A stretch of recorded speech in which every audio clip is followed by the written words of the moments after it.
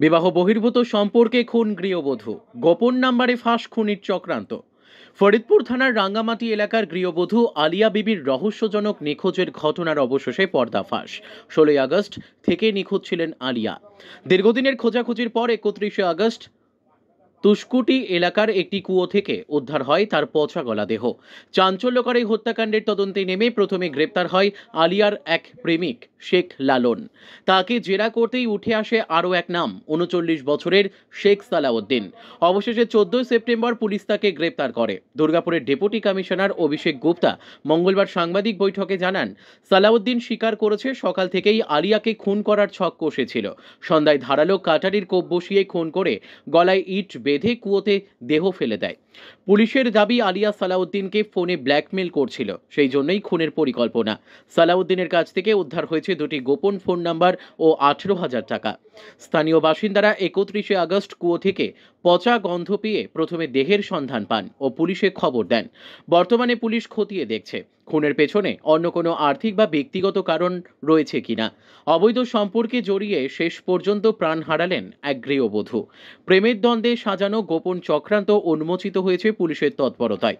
তবে তদন্ত শেষ না হওয়া পর্যন্ত রহস্যের সব পর্দা পুরোপুরি সরছে না। তদন্তে এখনো খোঁজা হচ্ছে অন্য কোনো আর্থিক বা ব্যক্তিগত যোগসূত্র।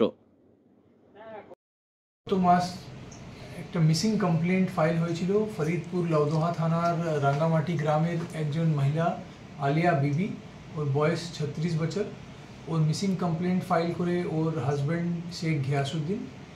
তো 16 তারিখ থেকে এটা চলছিল। তারপরে আমরা ওর বাড়ির কাছেই রাঙ্গামাটি গ্রামেই আমরা ওর মহিলার বডিটা রিকভার করি 31 আগস্টে একটা কুয়ো থেকে।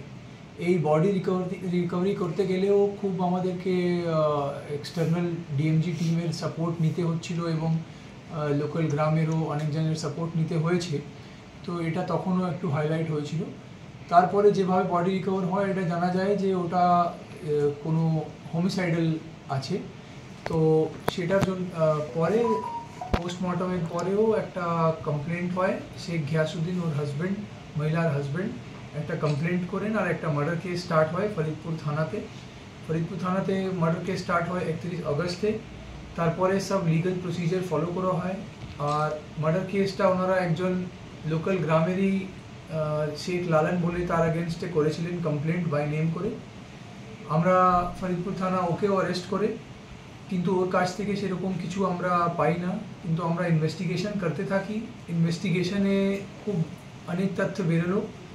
ফার্দার আমরা জানতে পারি যে ওই মহিলার একটা সম্পর্ক ছিল, ফিজিক্যাল রিলেশন ছিল একজনের সঙ্গে, ওই গ্রামেরই এক লোক যার নাম আছে শেখ সালাউদ্দিন, जो জাকির হুসেনের ছেলে, রাঙ্গামাটি গ্রামের ফরিদপুর থানার।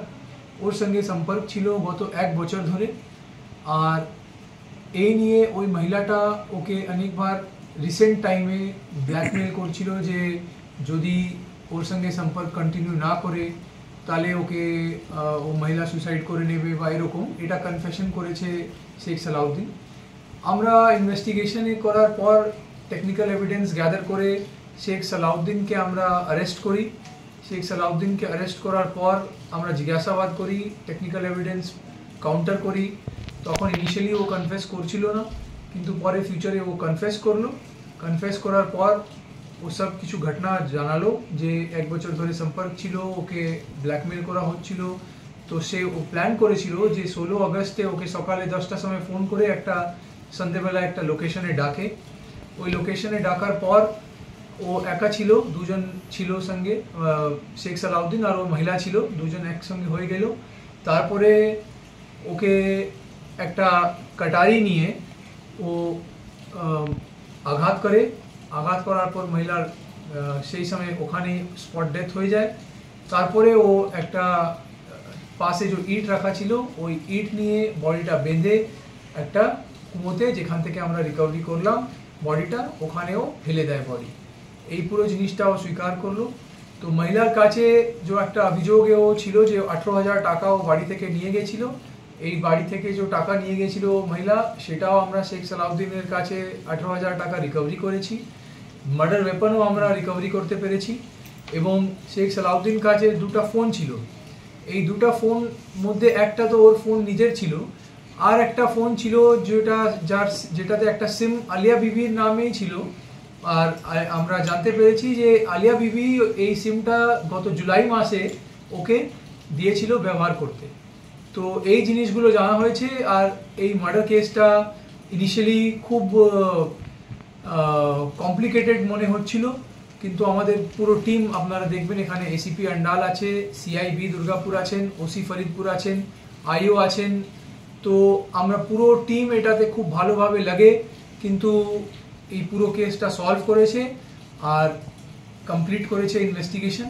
ফার্দার যে ইনভেস্টিগেশনের কিছু ডিটেলস বাকি আছে সেটা আমরা করে শীঘ্রই আমরা আশা করি যে চার্জশিট দিতে পারবো, আর এই কেসটা আমরা খুব ভালোভাবে কনভিকশনে নিয়ে যেতে পারবো।